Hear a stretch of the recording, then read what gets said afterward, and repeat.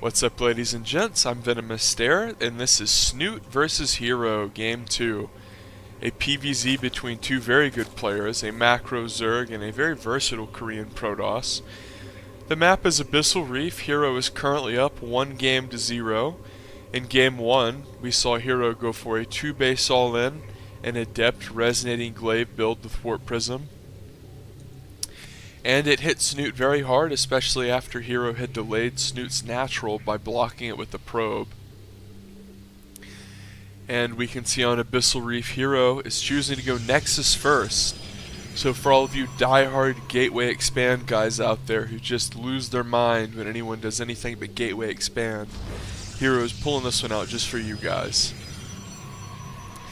I actually really like Nexus First as opposed to Gateway Expand. Your economy is just so good with Nexus First because you can really start to double pump probes very quickly. And with that very valuable chrono boost on both Nexi, pumping away dutifully, you can get a ton of workers. And actually, going Nexus First, a lot of people don't know this, it's actually a really good build to do warp gate all-ins from, because you do get an economy so quickly. After you chrono out a bunch of workers,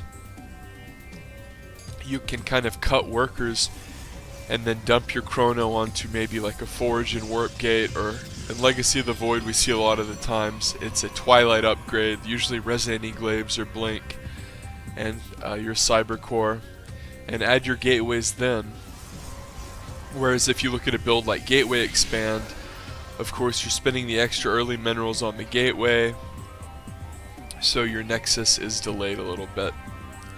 But back in Camp Snute, he has his natural. He's making a couple lings. And notice he's taking workers off of gas. This is usually indicative of a third base, and we can see he does have a drone coming out here. Now this base is pretty damn easy to defend because it's relatively close to the natural. Zerg can easily lay they'll usually like to lay two tumors. One kind of reaches out towards this direction, the other one goes out towards the third. But this natural of Abyssal Reef is not very easy to defend for Protoss and Terran.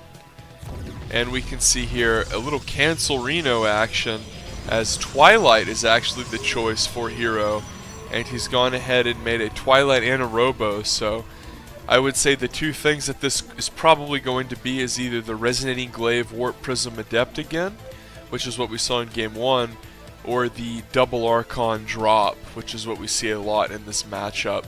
But Snute is making a ton of lings, and this is actually really interesting because his third base isn't done yet, and he's still not mining any gas, so Snute's going to commit a lot here to a Zergling attack, and this is actually very, very good on this map because the natural choke is kind of wide, and Hero has made a bunch of stuff in his main, and he's trying to wall off here, and he gets a little bit of a wall in, and he's trying to block off with the probe, but it's not a full wall in, and oh, he didn't realize how bad this truly was. And Snute's going to come in and do quite a bit of damage here as Stalkers fall.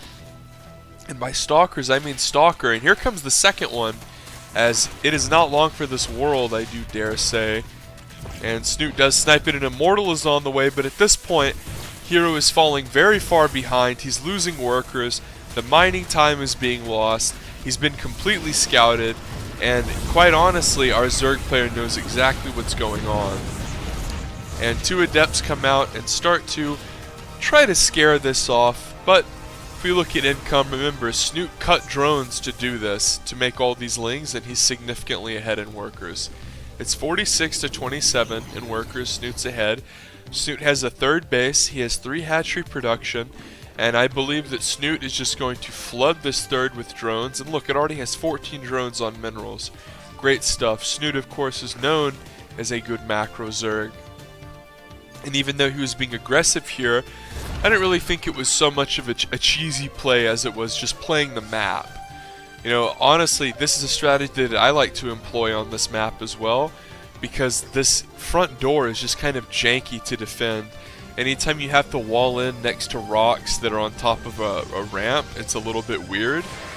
and it is relatively wide, and then the natural itself is kind of wide. So you can't really do the Antigua shipyard type wall in. But we can see a lot of adepts are coming out here, and Resonating Glaives, is it done? Well, it's not. And it's not started, which is a bit odd. And adepts are being phased into the main. What else is with this push? Well, a Warp Prism, and a couple Zealots and an Immortal. This Immortal is going to be key. Double Evo Chamber block for Snute. That is straight brilliant. Delaying this little push is very important because that will allow Snute to do a lot of damage to these adepts.